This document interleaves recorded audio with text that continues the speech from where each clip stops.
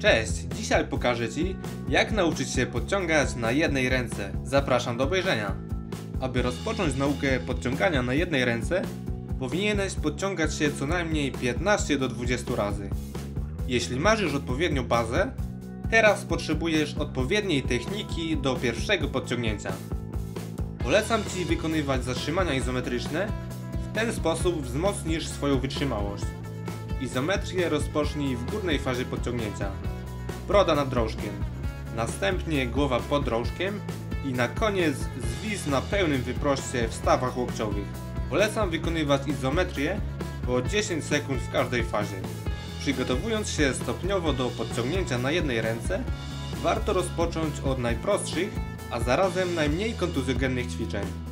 Dlatego oprócz zwykłych podciągnięć, na początek polecam również podciąganie z przenoszeniem ciężaru na jedną rękę, w zależności na którą stronę wykonasz podciągnięcie. Wykonaj co najmniej po 5 powtórzeń na każdą stronę, starając się przenosić ciężar ciała na jedną rękę. W ten sposób zaangażujesz oraz wzmocnisz mięśnie potrzebne do kolejnych progresji. Najtrudniejszym etapem dla wielu osób jest rozpoczęcie podciągnięcia z pełnego wyprostu.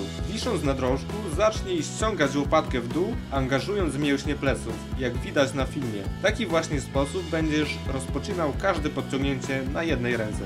Ważne jest, aby podczas podciągnięcia ciało znajdowało się jak najbliżej ręki, na której się podciągasz. Wszystkie progresje podzieliłem na 3 etapy, zaczynając od najprostszych, wraz ze wzrostem siły kończąc na trudniejszych. Progresje są ćwiczeniami, dzięki którym stopniowo w określonym czasie dojdziesz do wyznaczonego celu treningowego. Ok, przejdźmy do pierwszego etapu. Złap drążek w taki sposób jak widać na filmie, zaczynając od pełnego chwytu. Kolejno odejmuj po jednym palcu. Dzięki temu zwiększysz poziom trudności ćwiczenia. Kończąc podciągnięcie, wykonuj powtórzenia negatywne, czyli powolne opuszczanie się do pełnego wyprostu.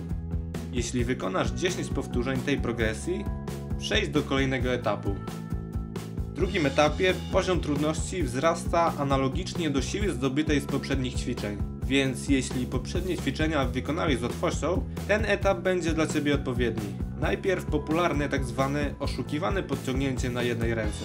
Złap drążek jedną ręką, w zależności na której chcesz się podciągnąć, drugą ręką złap się za nadgarstek i rozpocznij podciągnięcie z pełnego wyprostu. Jeśli podciągnięcie trzymając się za nadgarstek nie sprawia Ci problemu i potrafisz wykonać 10 podciągnięć, zwiększ trudność ćwiczenia, łapiąc się za przedramię lub biceps.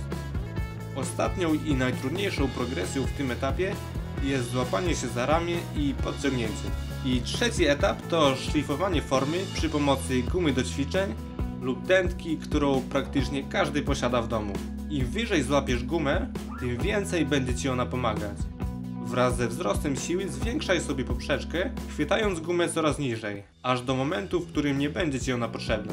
Oczywiście gumy do ćwiczeń lub dętki możesz użyć w każdym etapie nauki, łącząc na przykład podciągnięcia z pierwszego etapu z dętką założoną na stopy. Dzięki za obejrzenie mojego poradnika. Jeśli chcesz być na bieżąco z kolejnymi poradnikami, subskrybuj mój kanał, daj łapkę w górę, napisz w komentarzu, co chciałbyś zobaczyć w kolejnych poradnikach. Zapraszam Cię również do śledzenia mojego Instagrama, Snapchata i fanpage'a na Facebooku. Więcej informacji znajdziesz w opisie pod filmem. Siła, pozdrawiam!